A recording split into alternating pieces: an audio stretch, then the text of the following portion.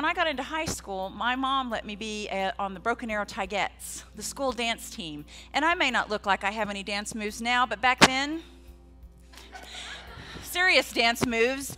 Well, you know, when you marry a Southern Baptist preacher, that's the first thing you pack away is your serious dance moves. But there were people in my church who thought that if you danced, you would probably go to hell. And so they came to me and said, because you're on the dance team and you're a Tigette, you're not going to heaven anymore. Well, in my adolescent theology, I thought, well, if I'm not going to heaven, and I'm going to hell instead, I'm going to have a good time going. And I did have a good time going, particularly in the area of alcohol. I obviously didn't understand the words eternal condemnation. Well, I went on to the University of Tulsa, became a Golden Hurricane, one of the dancers on their team, and God sent a cute little, already called into the ministry preacher boy into my life, who began to talk to me about a Jesus that I did not know. Because this particular Jesus was about grace and security and knowing that you know that you know.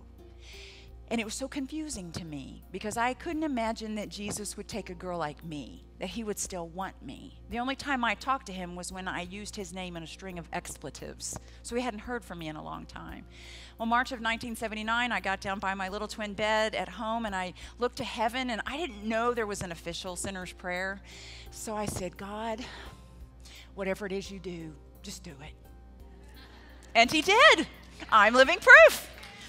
You and I may not have a lot in common. You may not have the same number of kids I do. You may live in a different part of the state than me. Maybe you were raised in a different kind of faith than me. But there is one thing that every woman has in this room in common, no matter what, and it's thirst.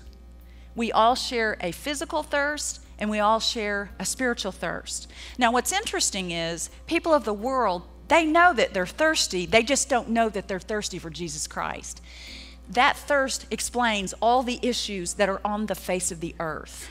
All the degradation, all the sin, that is all a sign that people are thirsty and they're just trying to find something that will bring satisfaction to them.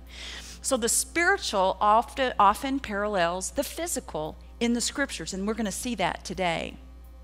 So we're going to look at John chapter 4, and we'll begin with verse 4. And here's the first point, if you're a note taker. Here's the first point. A thirsty heart knows she is thirsty. A thirsty heart knows she is thirsty. Now it says in John 4:4, now he, speaking of Jesus, he had to go through Samaria. I want you to take note where it says he had to go. That is an expression of necessity or compulsion.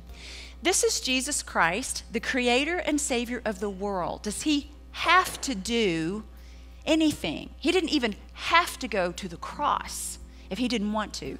There's something that is propelling him to come to Samaria. He had to do this.